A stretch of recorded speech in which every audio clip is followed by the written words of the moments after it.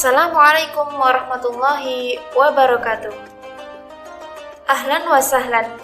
Alif Lam Qomariyah atau Al-Qomariyah.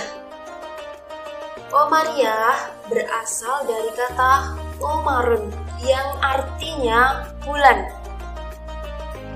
Hukum bacaan alif lam qomariyah adalah apabila ada alif lam yang bertemu dengan salah satu huruf qomariyah, maka lam sukunnya itu dibaca jelas.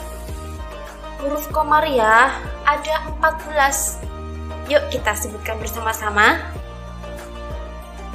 Alif, ba, ghain, ha, jim, kaf, waw, kha, fa, ain, qaf, ya, mim, dan ha.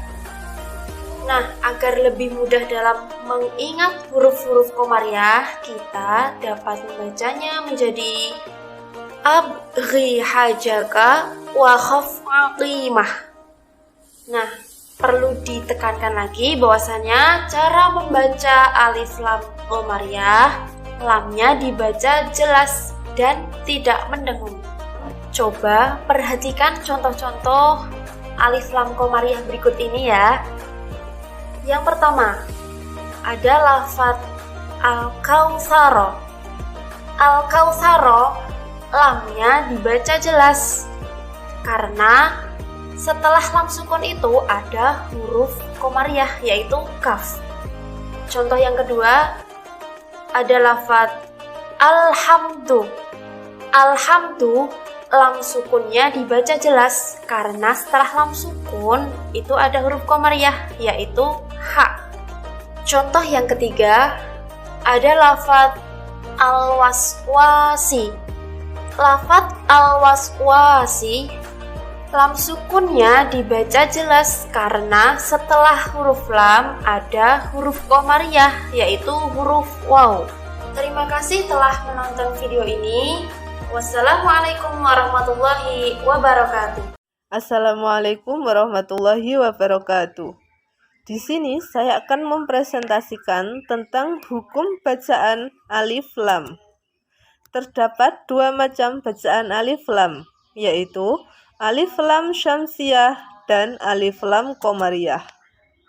Alif lam syamsiyah atau disebut juga dengan idgham syamsiyah. Syamsiyah berasal dari kata bahasa Arab syamsun yang artinya matahari. Kaidah bacaan alif lam syamsiyah. Apabila ada huruf lam, alif lam yang bertemu dengan salah satu huruf syamsiyah yang 14, maka hukum bacaannya disebut dengan al-syamsiyah atau idgham syamsiyah. Adapun huruf-huruf idgham syamsiyah adalah ta, zal, dal, shad, dhad, nun, ta, lam, sin, shin, dha, zain, dan ro. Cara membaca bacaan idgham syamsiyah. Cara membacanya adalah dengan memasukkan atau mengidghamkan alif lam ke dalam huruf-huruf syamsiyah sehingga bacaan lam sukunnya hilang dan lebur ke dalam huruf syamsiyah yang mengikutinya. Contoh bacaan idgham syamsiyah. Wat-tariq, as-sulusu, was-sadiqina, ar-rahmanu, at-tawwabu, az-zakatu, az-zikru, was-samaa'a, an-nusubu, az-zihru, was-syajaru, az-zulumatu, wad-duha, wal-lail. Demikian presentasi dari saya. Wassalamualaikum warahmatullahi wabarakatuh. Perkenalkan, nama saya Rifki Nur Alfian dari kelompok 6. Kali ini saya akan mencoba memaparkan semampu saya terkait dengan tafkhim. Yang pertama yang perlu kita ketahui adalah pengertiannya. Kata tafkhim itu merupakan masdar dari kata fakhama yufakhimu tafkhiman, yang berarti menebalkan. Yang dimaksud dengan bacaan tafkhim, nah secara istilah yang dimaksud dengan bacaan tafkhim adalah membunyikan huruf-huruf tertentu dengan suara atau bacaan yang tebal. Sebelum membahas lebih lanjut mengenai tafkhim beserta contoh-contohnya, ada yang perlu kita ketahui yakni tentang huruf isti'la. Huruf isti'la itu adalah huruf yang dibaca tebal. Hal ini dikarenakan sebagian besar huruf-huruf tersebut ketika diucapkan harus mengangkat pangkal lidah ke langit-langit.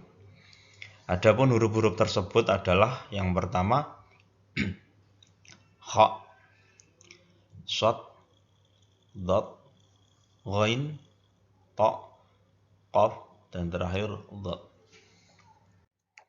Nah, semua huruf isti'la itu harus dibaca tafkhim dengan dua kategori, dengan dua ketentuan. Yang pertama adalah dibaca dengan kuat.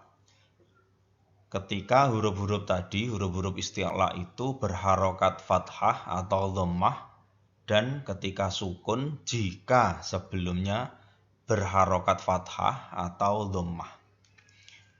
Yang kedua dibaca lebih ringan, tetap tebal cuman lebih ringan daripada kategori yang pertama tadi.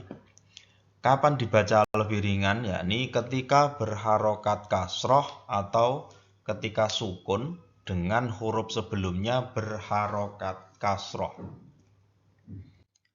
Contoh yang pertama adalah yang kuat. Khairun, ummah, yakbid, yudlamuna. Itu semua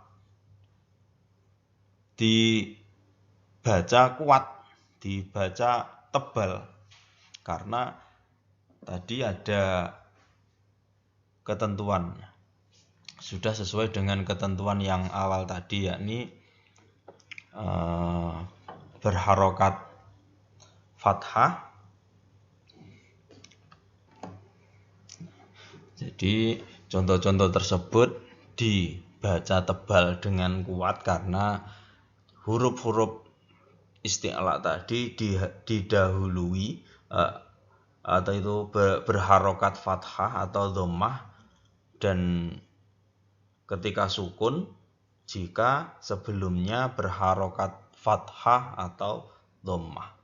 Nah, yang kedua dibaca lebih ringan karena sesuai tadi dibaca lebih ringan karena berharokat kasroh atau ketika sukun namun didahului huruf yang berharokat kasroh.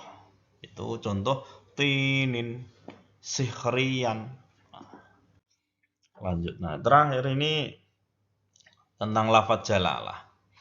Lafadz jalalah itu harus dibaca tafkhim di tiga ketentuan ini, di tiga kondisi ini. Pertama, ketika berada di awal susunan kalimat atau disebut mubtada dalam bahasa Arab. Contohnya Allahu la ilaha illa huwal hayyul qayyum. Allah di sini harus dibaca tebal. Yang kedua, ketika lafadz jalalah berada setelah huruf yang berharokat fathah. Contoh, qul huwallahu ahad.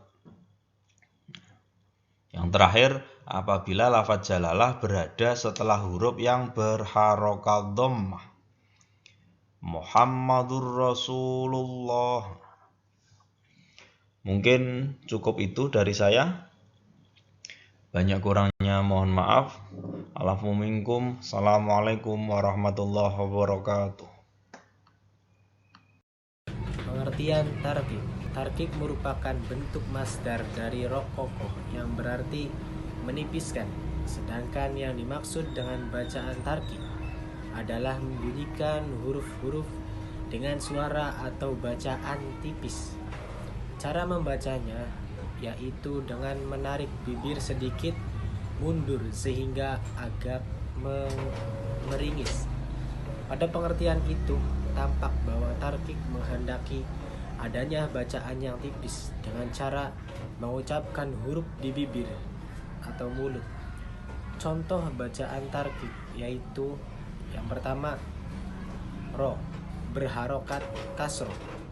Contohnya rohalat tashta'i dan tajri. Nah, yang kedua, ro sukun. Sebelumnya huruf berharokat kasroh dan sesudahnya bukanlah huruf iti'ala. Contoh Fir'aun dan Maryah. Yang ketiga, ro sukun. Sebelumnya huruf yang berharokat kasroh dan sesudahnya huruf isti'ala dalam kata yang terpisah. Contoh fasbir sobaru. Yang keempat, ro sukun karena wakof sebelumnya bukan huruf ya sukun. Contohnya liqobiro. Yang kelima, ro sukun karena wakof sebelumnya bukan huruf-huruf isti'ala dan sebelumnya didahului oleh huruf yang berbaris kasroh, berharokat kasroh. Contoh maqobir, man, fasro. Yang C, jawazul wajhain, artinya boleh dibaca dengan bacaan tarkik atau tafhim, yakni boleh dibaca dengan salah satu keduanya. Dengan ro dibaca tafhim atau tarkik. Hal ini terjadi apabila ro sukun sebelumnya berharokat kasroh dan sesudahnya huruf isti'ala berharokat kasroh atau kasrotain. Contoh man arodo. Ro sukun karena wakof sebelumnya huruf isti'ala yang berbaris mati yang diawali huruf yang berharokat kasroh. Contoh al-qotor masroh.